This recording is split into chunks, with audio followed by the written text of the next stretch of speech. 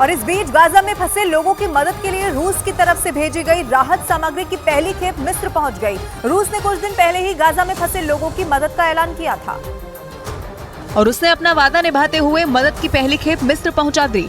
रूस की तरफ से जानकारी दी गई कि उसने गाजा के लोगों के लिए कई टन चावल, गेहूं और चीनी की मदद की, जो एक प्लेन के जरिए रूस से मिस्र पहुंची।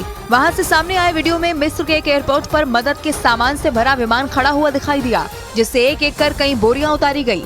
मिस्र के मुताबिक इस राहत सामग्री को गाजा के उन लोगों में बांटा जाएगा जो गाजा में जारी हमलों की वजह से अपना घर छोड़कर वहां से निकले। बताया गया कि इन लोगों में गाजा के लोगों के अलावा कई और देश के लोग भी शामिल हैं। ईरान ने इजरायल के अंत की भविष्यवाणी कर दी। ईरान ने 2 टूक कह दिया कि अगर इजरायल ने गाजा पट्टी पर आसमान से बमों की बारिश नहीं रोकी तो आने वाले वक्त में इजरायल दुनिया के नक्शे से मिट जाएगा।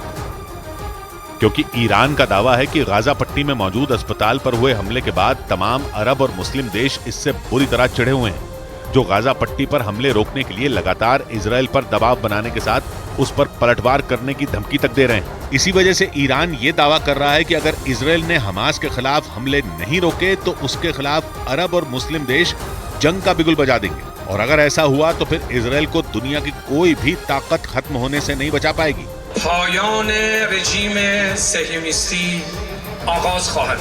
गाजा पट्टी में मौजूद अल अहली अस्पताल पर हुए हमले के विरोध में ईरान की राजधानी तेहरान में जोरदार प्रदर्शन हुए। वहां से आई तस्वीरों में बड़ी संख्या में लोग शहर की सड़कों पर उतरकर इजरायल के खिलाफ प्रदर्शन करते नजर आए। विरोध प्रदर्शन के दौरान भाषण देते हुए ईरान के राष्ट्रपति इब्राहिम रईसी ने इजरायल के दोस्त अमेरिका को खुली चुनौती दे दी। उन्होंने ये दावा किया कि अगर मुस्लिम देशों ने जंग का ऐलान कर दिया तो इजरायल को खत्म होने से अमेरिका भी नहीं बचा पाएगा, और ये साफ कर दिया कि हमास के साथ चल रही इस जंग में इजरायल का खात्मा होकर ही रहेगा, जबकि इजरायल खुद एक ताकतवर मुल्क है, ऊपर से वो अमेरिका का जिगरी दोस्त भी है।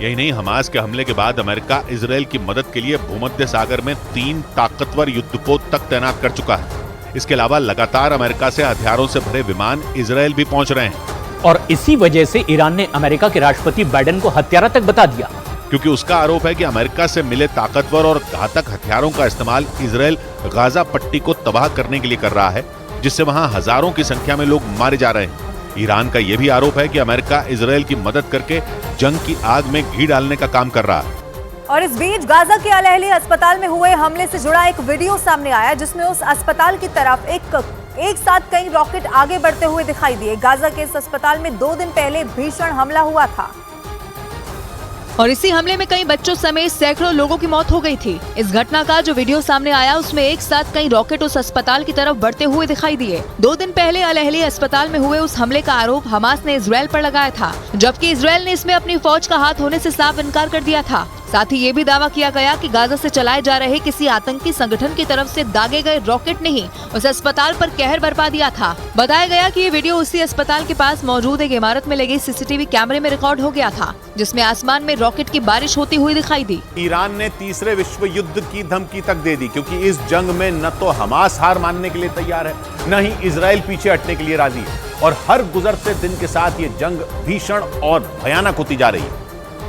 और माना जा रहा है कि अगर इजरायल ने अपना सैन्य अभियान नहीं रोका तो ये जंग तीसरे विश्व युद्ध में बदल सकती है, क्योंकि ब्रिटेन के अखबार डेली मेल की एक रिपोर्ट में ये दावा किया गया कि अगर ईरान जंग में कूदा तो फिर पूरी दुनिया में आग लग जाएगी, या ये कहें कि दुनिया तीसरे विश्व युद्ध की आग में झुलसने लगेगी, क्योंकि ईरान के जंग में उतरने के साथ ही पूरी दुनिया 2 हिस्सों में बढ़ सकती है। और रिपोर्ट के मुताबिक ईरान को रोकने के लिए तमाम पश्चिमी देश अमेरिका के साथ जंग में शामिल हो जाएंगे, जिन्हें टक्कर देने के लिए और ईरान के समर्थन में मुस्लिम और अरब देश भी इजरायल पर टूट पड़ेंगे। और तो और रिपोर्ट में यह भी दावा किया गया कि अमेरिका के कट्टर दुश्मन रूस और चीन भी ईरान का साथ देने के लिए इजरायल के खिलाफ जंग का बिगुल बजा सकते हैं। ईरान के युद्ध में उतरते ही पूरी दुनिया जंग के मैदान में बदल सकती है, और माना जा रहा है कि ईरान लेबनान के चरमपंथी संगठन हिजबुल्लाह को जंग में उतारने की पूरी तैयारी कर चुका है। इसीलिए वो बार बार इजरायल को हिजबुल्लाह का डर दिखा रहा है, क्योंकि दावा किया जा रहा है कि ईरान का इशारा मिलते ही हिजबुल्लाह इजरायल के खिलाफ जंग में शामिल हो जाएगा।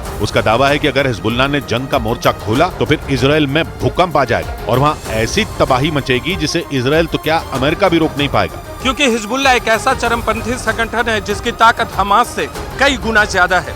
और हिजबुल्लाह का दावा है कि उसके पास किसी देश की ही तरह अपनी एक सेना और घातक हथियारों का भंडार है। मिसाइलें, रॉकेट, टैंक और बख्तरबंद गाड़ियों के साथ उसके 1 लाख लड़ाके किसी भी देश की सेना से टक्कर लेने की ताकत रखते हैं। इसलिए ईरान इजराइल को हिजबुल्लाह के हमले का डर दिखा रहा है। दावा यह भी किया जा रहा है कि ईरान हिजबुल्लाह को जंग में उतारने की पूरी तैयारी कर चुका है।